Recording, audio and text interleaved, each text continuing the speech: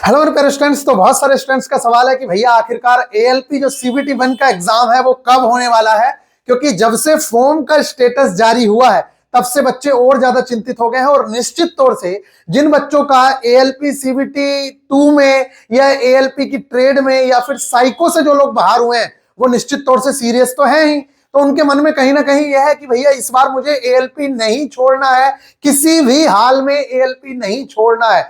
तो उनका group D का भी एग्जाम है, तो ग्रुप डी का एग्जाम बहुत सारे लोगों का हो चुका है और बहुत सारे लोगों का होना बाकी है। तो मेरे प्यारे बच्चों, बहुत सारे बच्चे ये पूछ रहे हैं कि भैया स्टेटस तो मेरे को पता चल गया है कि मेरा फॉर्म, देखिए इस तरीके से ये आप लोगों का नोटिस जारी हुआ था 5/12 से आप लोगों का दिखना था। तो आपको कुछ इस तरीके से आपके जितने भी फॉर्म है, आपने जितने भी फॉर्म फिल किए हैं वो इस तरीके से दिखते हैं। तो ये जो स्टेटस जारी हो रहा है, ये जैसे assistant loco pilot, assistant loco pilot जो ये वाला है, इसके अंदर प्रोविजनली एक्सेप्टेड, सक्सेस, ये जब आपको दिख जाएगा, अगर ये आपको दिख रहा है कि एक्सेप्ट हो चुका है, देखिए जैसे यहाँ पे रिजेक्टेड दिखा है कि पेमेंट नहीं हुआ था तो ये रिजेक्ट हुआ है फॉर्म इस बच्चे का, इस तरीके से आप लोगों को अपने सारे के सारे फॉर्म दिखेंगे। तो अगर आपका एक्सेप्ट हो गया है तो निश्चित तौर से अब आप लोगों को रेडी रहना चाहिए कि आप लोगों का जो पेपर है वो कब होगा।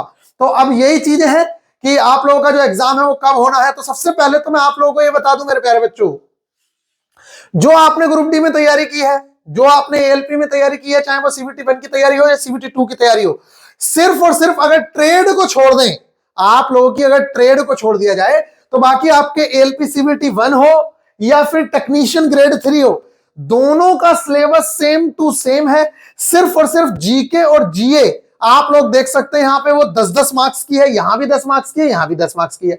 रेशियो चेंजेस हैं सिर्फ, मतलब जो मार्क्स का रेशियो है सिर्फ वही चेंज है, बाकी मेरे प्यारे बच्चों सारी की सारी चीजें डिट्टो सेम है।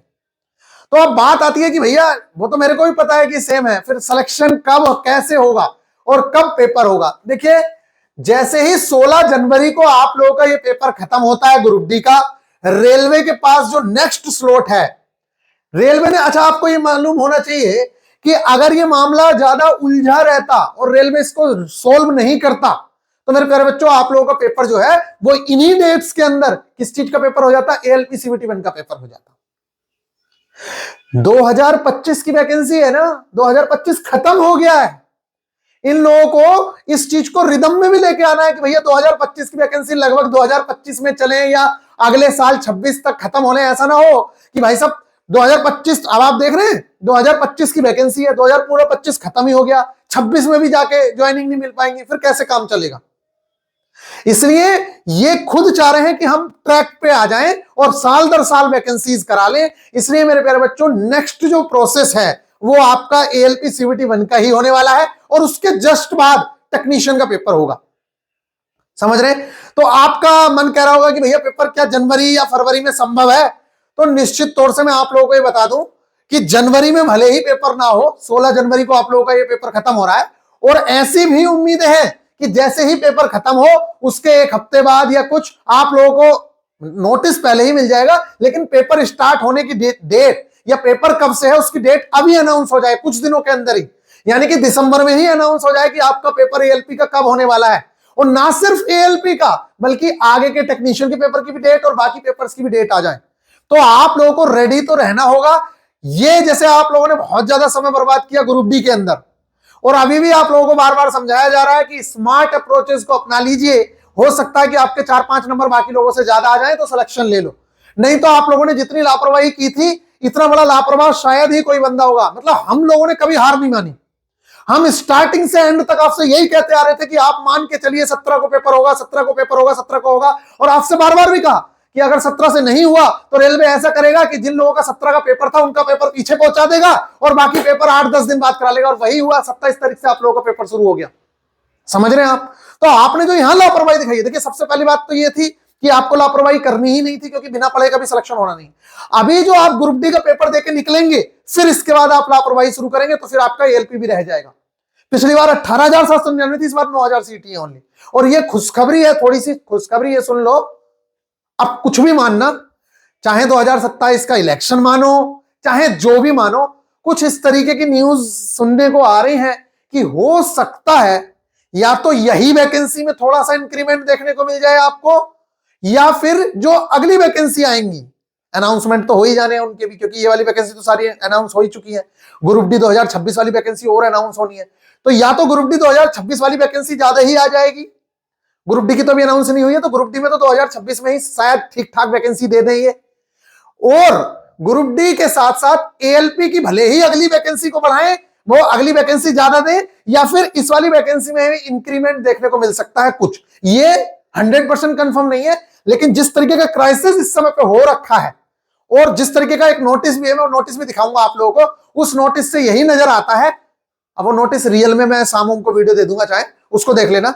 उससे यही नजर आ रहा है कि हो सकता है कि एएलपी की जो वैकेंसीज है वो ज्यादा संख्या में आ जाए और ग्रुप डी की भी वैकेंसी जो है वो ठीक ठाक संख्या में आ सकती है। इसलिए आपको तैयार तो रहना ही होगा, और अगर आप लगे हुए हैं तो 100% सिलेक्शन आज नहीं तो कल होना ही होना है। मैंने आप लोगों को बताया, एक मेरे साथ का बच्चा था, मतलब दोस्त ही था, उसका 2018 में नहीं हुआ था। आप देखिए 2018 से लेकर 26 तक कितने साल, 8 साल, और अब जाके कहीं ज्वाइनिंग होगी उसकी। अभी ज्वाइनिंग लेटर नहीं आया, लेकिन उसका फाइनल हो गया एएलपी में। 8 साल लग गए, और 8 साल में कितना नुकसान हुआ ये आप भी जानते हो। फाइनेंशियल लॉस, अगर 50,000 सैलरी भी नॉर्मली मान ली जाए, जबकि एएलपी की सैलरी स्टार्टिंग में 50,000 60,000 होती है, फिर 2 साल बाद ही 80 के करीब टच कर जाती है। तो अगर 70,000 मिनिमम सैलरी भी मान ली जाए बीच में, तो आप सोचिए 12 6 72, 60,000 से ही 72 हो रहे हैं, और 12 सत्ते आप हिसाब लगा लीजिए, समझ रहे हो। 7-8 लाख रुपए का नुकसान हर साल, और 8 साल तक हो तो 40-50 लाख रुपए का नुकसान हो जाता है। इसलिए पूरी कोशिश करनी है 110%। आपको पहले तो ग्रुप डी का पेपर है, तो आप अपना ग्रुप डी का पेपर दीजिए, और फिर इसके बाद रेडी रहिए। हाँ, बहुत सारे बच्चे पूछ रहे हैं भैया स्टार्ट कर दीजिए एएलपी। तो हाँ, निश्चित तौर से एएलपी हम स्टार्ट करने वाले हैं, उसमें ज्यादा टाइम नहीं लेंगे और बेहतरीन तरीके से आप लोगों की चीजें करवाएंगे। देखिए, सिलेबस वो का वही होता है, लेकिन उसको बार बार रिवाइज करने के लिए आपके पास एक जरिया होना चाहिए। तो रिवीजन अगर आपका चलता रहा, प्रैक्टिस आपकी चलती रही, तो आपको कोई नहीं रोक सकता है, ये बात 100% कंफर्म है।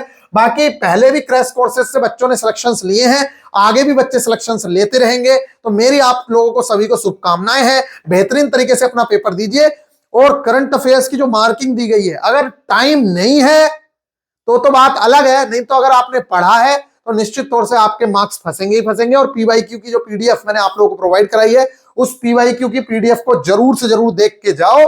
वहां से क्वेश्चंस आ रहे हैं, और बहुत बेहतरीन वाले क्वेश्चंस आ रहे हैं। खाली ऐसे ही नहीं कि कोई बोलने लगे भैया ऐसे ही टाइम पास, उससे बहुत ज्यादा क्वेश्चंस फंस रहे हैं। और वो पीडीएफ मेरे प्यारे बच्चों कहां पर है, तो इसके अंदर स्टडी मटेरियल के अंदर है। अगर बहुत सारे बच्चों की डिमांड हो रही है कि भैया करंट अफेयर्स भी इसी के अंदर डाल दीजिए, यहां ई बुक वाले सेक्शन में, तो मैं ई बुक वाले सेक्शन के अंदर आप लोगों के करंट की पीडीएफ भी डलवा दूंगा, अगर आप चाहो तो।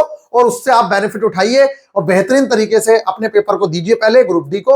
और ये 16 जनवरी तक चलेगा, उससे पहले ही हो सकता है कि दिसंबर के लास्ट में या जनवरी के स्टार्टिंग में आप लोगों की एएलपी की क्लासेस स्टार्ट कर दी जाएंगी। ना सिर्फ वो एएलपी के लिए होंगी, बल्कि एएलपी प्लस टेक्नीशियन दोनों को कवर करेंगी, और साथ में आगे ग्रुप डी का भी जो एग्जाम होगा उसमें भी वो काम आने वाली है।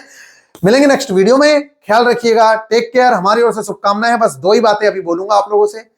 एक तो जैसे तैसे भी आपको थोड़ा बहुत एनालिसिस से पता चल रहा है कि कैसा पेपर आ रहा है, तो उस पैटर्न को फॉलो करिए। हमें अपने पैटर्न को चेंज करने की बिल्कुल भी आवश्यकता नहीं है, क्योंकि हमने जो पहले से करवाया है वही सारी चीजें आ रही हैं। एनसीईआरटी लोग अब चिल्ला रहे हैं, हम लोगों ने पहले से कराई है। फूड वो है एक फूड वाला, food resources, food improvement and resources, ये जो चैप्टर है इस पे अब लोग बहुत ज्यादा जोर दे रहे हैं। हम लोगों ने अपने बच्चों को पहले से ही करवा रखा है, क्योंकि वो एनसीईआरटी में है, और एनसीईआरटी पढ़वाओगे तो निश्चित तौर से वो चीज करोगे ही करोगे। हर चैप्टर से एक एक दो क्वेश्चंस आ रहे हैं, इसलिए भैया एनसीईआरटी सहारा है, और एनसीईआरटी आप लोगों को पढ़नी ही पढ़नी है। एनसीईआरटी की मार्किंग भी मैंने आप लोगों को प्रोवाइड करवा रखी है।